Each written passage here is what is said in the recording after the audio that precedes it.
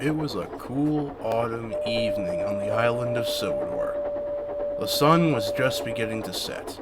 The engines were finishing their work and returning to the sheds. A thick fog began to roll in. James had just finished his last train and was heading down the main line for home. He and his driver could hardly see a thing through the fog.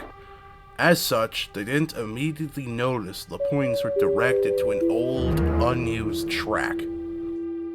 Oh, bother. What silly things points are. I barely recognize this line, said James, frustrated once he realized where he was. Calm down, James, said his driver. We'll go back and set it right. Well, good. Honestly, why doesn't the vacuum door just get rid of these disused? Everything okay, James? Asked the fireman, but as James came to a stop, his crew saw what had made him pause.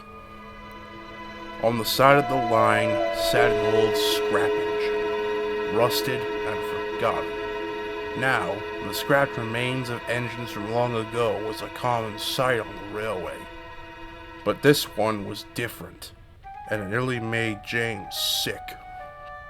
It was cut mid-sagittal, clean straight through the middle without a fault, and all of its parts were still there within the dead engine.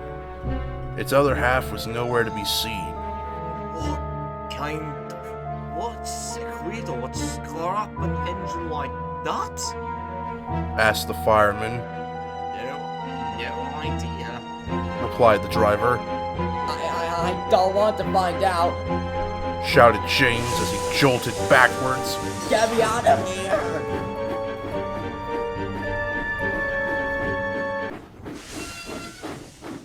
At Tidmouth Sheds, the engines all stared at James. He was unusually quiet and looked very pale. Gordon soon broke the silence. I didn't know any better, which, is quite rare. I'd say poor little James has seen a ghost. He began to laugh, as did the others, save for Edward. Well, I did see something, said James mournfully. What was it? Ha ha ha! Has Gator come back to scare you again? Laughed Henry. I, saw a scrap engine. The engines stopped laughing then. That's it. I understand it's rather distressing to see those poor souls, but you've seen them plenty of times, James, and have not looked this shocked about it. Put in Gordon. James finally looked up from his buffers. This one was different. And he told the others all about what he saw. Everyone was silent now, Gordon having regretted teasing James. Finally, Thomas broke the silence. James, you must have seen a victim of the half engine. James went red in the face. I do not need your teasing tonight, Thomas. Thomas just frowned. I'm not teasing, James. I know why that loco is like that. Edward, who had known Thomas for far longer, recognized he was being serious. Telling the truth. Go ahead, Thomas. Thomas sighed and began his grim tale. Well, many years ago, before the Fat Controller's Railway, was the Fat Controller's Railway, try to keep up, one of Stepney's sisters was brought in to help build the railway, along with myself and several others. However, this sister of Stepney's was different.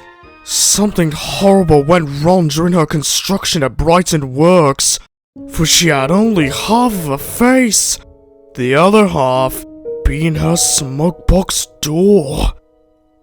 We could all barely understand what she was trying to say. Maintenance on her was a nightmare to watch and listen to, and through it all, she was in immense, excruciating pain.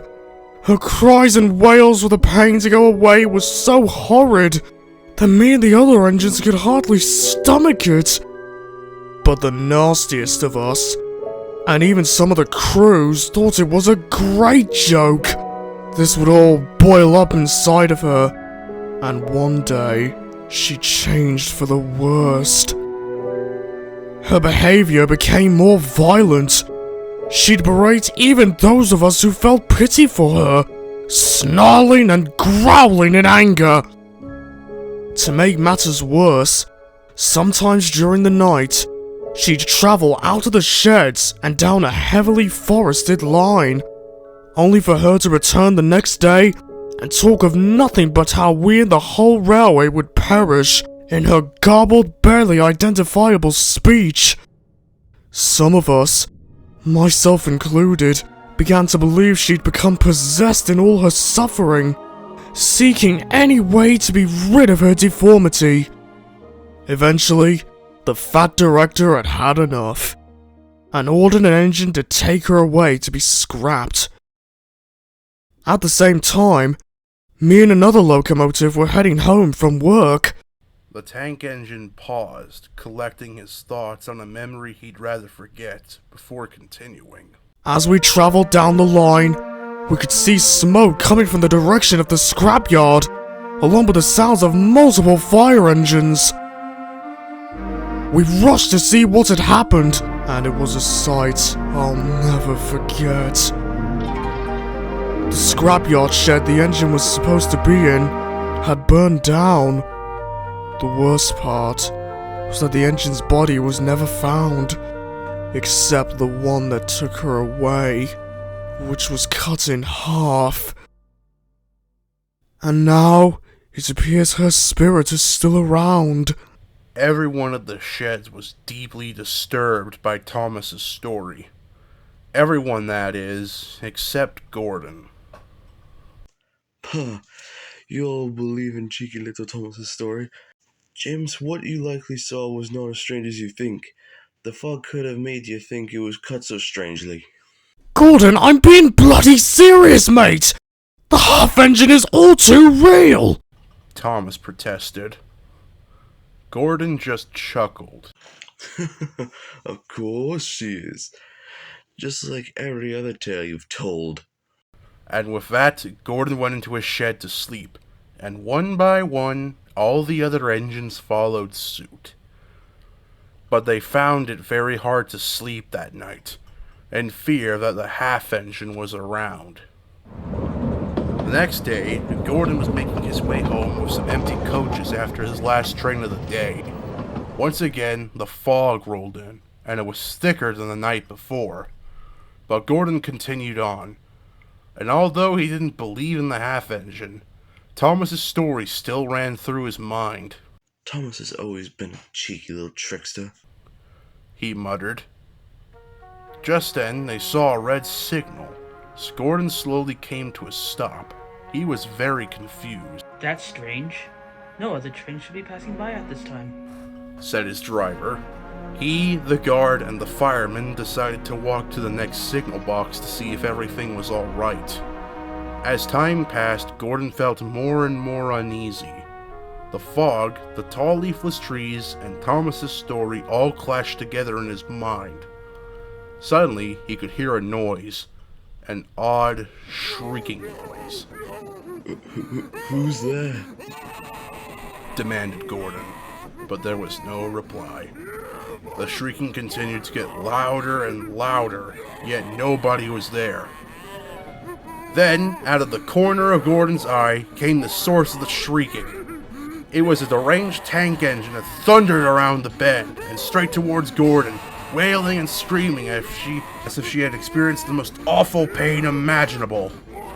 And then, as the engine pierced through the fog, Gordon could see that only half her face covered her smoke box. Gordon cried, but his wails of fear were drowned by the screeching engine as she flew towards Gordon with a maddeningly angry look.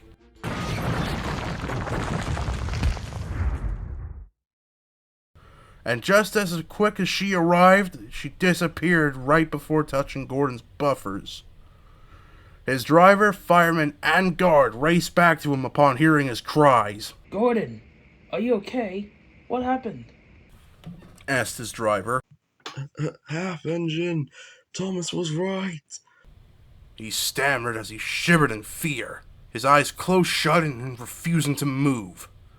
The guard went to inspect the rest of the train and nearly dropped his lantern in fright. The front of the express coach was torn in half, cut clean through without a fault. One half remained on the bogies, while the other half laid on the other track. Gordon finally opened his eyes, and when he looked back, he was beyond surprised. Now how did this happen? Questioned the fireman. The driver and guard were both confused as well. Gordon, can you tell us? What's that about a half engine? Nothing. Gordon replied softly, his crew respectfully leaving it at that. All of the crew simply put it off as faulty construction, but Gordon knew exactly what happened. He remained silent as he was uncoupled from the coaches and brought home, unsure how to tell anyone what he had witnessed. He felt sorry for teasing James. He felt sorry for not believing Thomas. And most importantly, he felt sorry for ever denying the existence of the half engine.